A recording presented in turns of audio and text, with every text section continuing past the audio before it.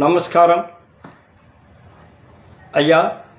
మేము ఏపీఎస్ఆర్టీసీలో పనిచేసి రిటైర్డ్ అయిన తర్వాత అనేకమైన పోరాటాలు చేసి సమస్యలు సాధించుకున్నాం. అప్పుడు కాంగ్రెస్ పార్టీ ఉండింది. కానీ ఇటీవల కాలంలో అంటే 2014 నుండి ఇప్పటి వరకు కూడా ఈ యొక్క పాలనలో కాంగ్రెస్ పార్టీ లేనందున కార్మికులు అనేకమైన ఇబ్బందులు వచ్చిన అవసరం వచ్చింది. ఎందుకనంటే ఆ రోజు దేశం బాగుపడాలని మహాత్మా గాంధీ, ప్రతి వాళ్ళకి సస్యశ్యామలుగా ఉండాలని నెహ్రూ గారు, బడుగు బలహీన వర్గాలుకి న్యాయం జరగాలని చెప్పి ఇందిరాగాంధీ, ఈ యొక్క భారతదేశంలో ఈ కంప్యూటర్లు కానీ సెల్ ఫోన్లు కానీ రావడానికి కారణం మన రాజీవ్ గాంధీ, ఇంతమంది కాంగ్రెస్ వాళ్ళు ప్రజల కోసం కష్టపడి, ప్రజల నిర్ణయాల కోసం కష్టపడి వాళ్ళు పరిపాలన చేస్తే ఈరోజు ఈ కార్పొరేట్ పరిపాలన 2014 నుంచి వచ్చింది. వీళ్ళు వచ్చిన కాడి నుంచి పేద ప్రజల్ని, పేద కార్మికుల్ని, బడుగు బలహీన వర్గాల్ని మర్చిపోయి, అసలు కార్మికులనే పూర్తిగా మర్చిపోయి కేవలం కార్పొరేట్ వాళ్ళని వీళ్ళు సమర్థిస్తూ ఇటు బీజేపీ గవర్నమెంట్ కానీ, 2014 వచ్చిన చంద్రబాబు నాయుడు గారి ప్రభుత్వం కానీ, తర్వాత వచ్చిన జగన్మోహన్ రెడ్డి ప్రభుత్వం కానీ పేద ప్రజలకు కానీ, బడుగు బలహీన వర్గాలు కానీ, కార్మికులు కానీ ఏమీ చేయలేదు అనేది మీ ముందు నేను చెప్తున్నాను. ఎందువల్లంటే వాళ్ళు పరిపాలన రాగానే ప్రజలకి ఏం కావాలి, కార్మికులకి ఏం కావాలి, ఏమి చేస్తే మేలు జరుగుతుంది అనుకొని వాళ్ళు చేశారు. ఈరోజు మనం ఇప్పటి వరకు ఇంత ఇదిగా ఉంటే వాళ్ళు చేసిన మంచి పనుల వల్లే. కానీ వీళ్ళు వచ్చిన తర్వాత ఈ కార్పొరేట్ వ్యవస్థలు ఎక్కువైపోయి, కార్పొరేట్కి ఈ ప్రభుత్వాలు కార్పొరేట్లకు అమ్ముడుపోయి చాలా ఇదిగా అయిపోయింది. 2011 నుంచి చేసిన పోరాటంలో మన ఈపీఎస్ కార్మికులు, అయ్యా మాకు 60 రూపాయలతో మేము బతకలేమని చెప్పి 2009 నుంచి పోరాడితే 2013లో కాంగ్రెస్ ప్రభుత్వం వాళ్ళు 3000 ఇస్తామంటే అడ్డుపడ్డారు సుష్మా స్వరాజ్ గారు, వెంకయ్య నాయుడు గారు. ఆ రోజుగానే వాళ్ళు చెప్పిన మాటకి, అయ్యా మీరు మీ ఇష్టం వచ్చేటట్టు చేసే వాళ్ళకి కార్మికులకి మేలు చేయండి ఉంటే చిదంబరం గారు 3000 ఆ రోజే ఇచ్చేవాళ్ళు. కానీ ఆ రోజు సుష్మా స్వరాజ్ గారు, వెంకయ్య నాయుడు గారు అడ్డుపడినందువలన ఇటు రాజ్యసభలోను ఇటు పార్లమెంట్లోను చివరికి 1000 రూపాయలతో వాళ్ళు ఇచ్చారు. వాళ్ళు ఏమన్నారంటే మా ప్రభుత్వం కొనసాగితే ఇంకా మేలు మీకు చేస్తామని ఆ రోజు ఈపీఎస్ కార్మికులకి 1000 రూపాయలు ఇస్తూ కూడా చెప్పారు.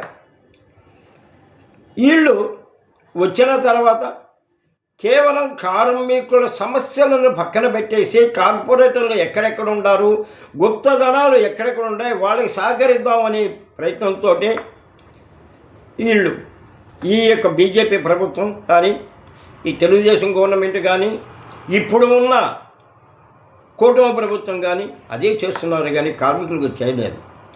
1000 రూపాయలు బతకడాక పోరాడుతుంటే ఎందరో మా ఎంపీలు అక్కడ, అయ్యా 1000 రూపాయలతో ఈ ఈపీఎస్ కార్మికులు బ్రతకలేకుండారు, పెంచుతామంటే యూట్యూబ్లో మాత్రం ఇదిగో అయిపోయింది, ఇదిగో వస్తుంది, ఇదిగో 3000, ఇదిగో 5000, ఇదిగో 6000, ఇది లేకపోతే 7500 లేదా 9000 అని చెప్తూనే ఉన్నారు. యూట్యూబ్ వాళ్ళు వాళ్ళ యొక్క డబ్బులు సంపాదించుకోవటానికి అప్పుడప్పుడు ఒక ఇచ్చి మీరు ఈ యొక్క వార్తని పూర్తిగా వినాలన్నా, దీనిలో మీకు మేలు జరగాలన్నా యూట్యూబ్ని సబ్స్క్రైబ్ చేయండి, లైక్ చేయండి అంటారు వాళ్ళ ఆదాయం కోసం. అట్టా ఆదాయానికి లొంగి అందరూ సంపాదనకు పడిపోయినారు. కానీ పేద కార్మికులను పట్టించుకునే వాళ్ళు లేకుండా పోయినారు. సరే, 2014 తర్వాత అనేకమైన పోరాటాలు చేసి అప్పుడు ఉన్న చంద్రబాబు నాయుడు గారిని మేము అడగ్గా సూపర్ లగ్జరీ వరకు యువయ బాబు అంటే ఆల్ట్రా వరకు ఉచిత ప్రయాణ సౌకర్యం కల్పించినారు. సరే 2019లో మన ఈ ప్రభుత్వం రావటం, తర్వాత 2019 వరకు జరిగిన కార్మికుల కోసం జరిగిన దీన్ని వీళ్ళెవరు కూడా పట్టించుకోలేకపోయారు. కార్మికులు అన్యాయం అయిపోయినారు. 2024 ఎన్నికల ముందు కడపలో ఎన్నికల ప్రచార సమయంలో అయ్యా నేను మా ప్రభుత్వ రంగాన్ని ఇస్తానని చంద్రబాబు నాయుడు గారు ఆ యొక్క మాధవి రెడ్డి గారికి గెలుపు కోసం ప్రచారం కోసం వచ్చి కడపలో ప్రకటన చేశారు. అట్లానే పాదయాత్ర చేస్తూ లోకేష్ గారు అమలాపురం ఆ రాజమండ్రి ఆ ఏరియాకి వచ్చినప్పుడు ఆర్టీసీ రిటైర్డ్ కార్మికులు మా ప్రభుత్వ రంగంలో మేము చేస్తామన్నారు. ఎవరు ఏం చేయకుండా శూన్యం చేశారు. మేము పోరాడుతున్నాం, మాధవరెడ్డి గారు పోరాడుతున్నారు, అక్కడ లోక్సభలో ఎంపీలో పోరాడుతున్నారు.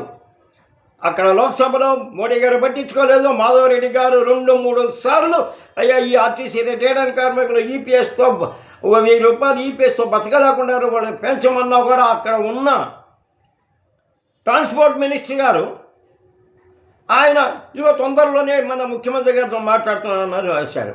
అది కాకుండా నేను 2013కు ముందు సైకిల్ యాత్ర చేశాను. ఈ వయసులో సైకిల్ యాత్ర చేశాం. నాతో పాటు మా సుబ్బారావు గారు కూడా ఆయన కూడా సైకిల్ యాత్రలో పాల్గొన్నారు. సైకిల్ యాత్ర చేస్తే సజ్జల రామకృష్ణారెడ్డి గారు మా యొక్క సైకిల్ యాత్రని గుర్తించకపోగా మీరు ఓట్లు అయిపోతే మేము ఓడిపోతాం, మీరే ఏకపోయినా మేము గెలుస్తామని ప్రౌడ్గా మాట్లాడారు. ఈరోజేమో వీళ్ళు మాట్లాడతారు. ఆయన గవర్నమెంట్ ఉన్నప్పుడు, జగన్ గారి గవర్నమెంట్ ఉన్నప్పుడు 3 రాష్ట్రాల గురించి 3 రాజధానుల గురించి మాట్లాడారు. ఈరోజు వచ్చి ఇప్పుడు గుంటూరు అంట, విజయవాడ అంట, దాని తర్వాత మచిలీపట్నం అంట. అప్పుడేమైంది ఈయన తెలివితేటలు ఆ రోజు లేవా? ఆ రోజు విశాఖపట్నం అంత డబ్బు పెట్టి కట్టారే, దేనికి కట్టారంటే ఈరోజు టూరిస్టులకి అయిపోయింది అది. అట్లా వీళ్ళు కార్మికులు మర్చిపోయినారు, కార్పొరేట్ వాళ్ళని పోషిస్తున్నారు. కాబట్టి కార్మికుల్లో చైతన్యం రావాలా? ఈ చైతన్యం కోసంగా అన్ని ఆర్గనైజేషన్లు కూడా ఒకటి కావాలని నేను కోరుతున్నాను.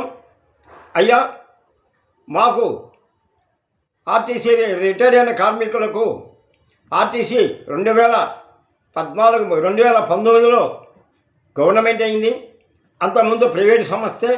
ఒకవేళ నా కొడుకు ఎక్కడ గవర్నమెంట్ ఎంప్లాయీగా ఉంటే మాకు పెన్షన్ లేదంట, మా భార్య ఎక్కడైనా చేస్తుంటే మాకు పెన్షన్ లేదంట. ఈ విధంగా మన జగన్ గారు ఉన్న పెన్షన్ని రద్దు చేశారు. కాబట్టి నిబంధనలు లేని పెన్షన్ కానీ మీరు 2024లో చెప్పినట్టుగా ఎన్నికల ప్రచారం చెప్పినట్టుగా చంద్రబాబు నాయుడు గారు నిబంధనలు లేని మాకు జీవన వృత్తిని ఇవ్వండి. ఈరోజు మీరు ప్రభుత్వం రాగానే ఉచిత ప్రయాణం ఆడవాళ్ళకి కల్పించారు. అందువల్ల ఏంటంటే బస్సు రంగాలు ఆడవాళ్ళు గబగబా ఎక్కేస్తారు. మాలాంటి ముసలోళ్ళు అంటే మాకు ఉచితమే ఉంది కాబట్టి ఎక్కాలంటే ఇబ్బంది అయిపోయింది. కాబట్టి మేము ఈ బస్సుల్లో ఎక్కలేని పరిస్థితుల్లో ఆల్ట్రాలు కూడా రద్దు చేశారు. చాలా చోట్ల డైరెక్ట్గా ఆల్ట్రాలు లేవు, ఏదో షార్ట్గా పెట్టినారు. ఇక్కడి నుంచి ఒంగోలు కంటే, ఒంగోలు నుంచి గుంటూరు అంటే ఇటు కూడా ఆల్ట్రాలు లేవు. అవన్నీ సూపర్లు ఉన్నాయి కాబట్టి, సూపర్ ఎక్స్ప్రెస్ ఉన్నాయి కాబట్టి ఆల్ట్రాలు లేని వల్ల ఆల్ట్రా వరకు మాకు ఉచిత ప్రయాణం మీరే కల్పించారు 2014లో ఎన్నికలు గెలిచిన తర్వాత. కాబట్టి మాకు సూపర్ లగ్జరీ ఉచిత ప్రయాణ సౌకర్యం మరియు మీరిస్తున్న జీవన వృత్తిని ఇస్తారని, ఈ ఎండలు కానీ లేకుండా ఉంటే నేను మా యొక్క బృందంతో కలిసి నెల్లూరు నుంచి పాదయాత్ర చేయటానికి సిద్ధంగా ఉన్నాను. ఇదే కాదు, తిరుమలలో తిరుపతి దేవస్థానం కాడ అక్కడ జరుగుతున్న ఆడవాళ్లపై అరాచకాలు జరుగుతున్నాయి. వాటి మీద కూడా నేను లెటర్ ఇచ్చినా కూడా మీకు చీమ కుట్టినట్టు లేదు. అంటే కార్పొరేట్లు ఇప్పుడు ఆయన కూడా కాపాడుతున్నారు ఈవో గారిని. ఈ ఈవో గారిని కాపాడుకోవాలా, ఎందుకంటే మీ మనుషులు కాబట్టి మీ మనుషులు కాపాడుకుంటున్నారు. ఆ లడ్డు గురించి మాట్లాడతారు, చెప్పుల గురించి మాట్లాడతారు, బట్టల గురించి మాట్లాడతారు, ఆ నెయ్యిల గురించి మాట్లాడతారు. కానీ ఏది మీ వల్ల కావటం లేదు, కాదు కూడా. కాబట్టి మీరు నిజంగా కార్మికులకు న్యాయం చేయాలంటే అక్కడ జరుగుతున్న అరాచకానికి మీకు 3 సార్లు మెమోరాండం ఇచ్చున్నాను. దానికి సమాధానం లేదంటేనే మీ యొక్క ప్రభుత్వం యొక్క చేతగానతనం బయటపడుతున్నాను మరొకసారి మీకు తెలియజేస్తూ, ఇటు తిరుమల తిరుపతి దేవస్థానంలో జరుగుతున్న అన్యాయానికి ఏపీఎస్ఆర్టీసీలో జీవన భృతి ఇస్తానని మీరు ప్రకటించి ఇవ్వకపోయిన దానికి ఆడవాళ్ళకి వచ్చే ప్రయాణ సౌకర్యం కల్పించి ఈ ముసలోళ్ళు బస్సులో ఎక్కలేని పరిస్థితుల్లో ఉన్నారు. కాబట్టి వీటికి అన్నిటికి కూడా మేము ఎండల తగ్గంగానే పాదయాత్ర చేయడానికి సిద్ధంగా ఉన్నాం. ఇప్పుడు కానీ మేము బయలుదేరితే ఈ విపరీతంగా ఎండలు ఎక్కువైపోయినాయి. కార్మికులు ఒక్కొక్కడికి దాదాపు 70 సంవత్సరాల పైనే ఉన్నారు. కాబట్టి మాకు ఇబ్బందిగా ఉంది. కాబట్టి ఎండల కోసం కాకుండా ఆ ఎండలు కానీ లేకుంటే మేము పాదయాత్ర ఇటు తిరుమలకి బయలుదేరేవాళ్ళమి, అటు విజయవాడ అమరావతి బయలుదేరేవాళ్ళని తెలియజేస్తూ విరమిస్తాను. ఈ అవకాశం కోసంగా మరొకసారి మీకు చేతులు ఎత్తి నమస్కరిస్తున్నా. కార్మికులకు కడుపు కొట్టవకండి, కార్మికులకు అన్యాయం ఇవ్వకండి, కార్మికులకు ఇస్తానన్న మాటలు ఇవ్వండి, కార్మికులకు ఇస్తానన్న రైతులు ఇవ్వండి. టీటీడీలో జరుగుతున్న మహిళా కార్మికులు జరుగుతున్న అన్యాయాలన్నీ అక్కడ కాంట్రాక్ట్ పద్ధతులు చేస్తున్న ఒక సూపర్వైజర్లని ఆడ ఉన్న వాళ్ళందరినీ కూడా ఇచ్చేయాలని మీకు తెలియజేస్తూ, నా పేరు ఎస్సీ సుబ్బారావు, అసంఘటిత ఉద్యోగ కాంగ్రెస్ నీ యొక్క అధ్యక్షుడిని. అయ్యా, నేను అసంఘటిత కార్మిక ఉద్యోగ కాంగ్రెస్కి ఇవాళ సౌత్ జోన్ ఇన్ఛార్జిని. నేను ఏపీఎస్ఆర్టీసీ రిటైర్డ్ ఎంప్లాయీస్కి రాష్ట్ర అధ్యక్షుడిని. కాబట్టి మా సమస్యలు మేము ముందు ఉంచే మాకు న్యాయం జరుగుతుందని కోరుతూ మీకు విరమిస్తున్నాం.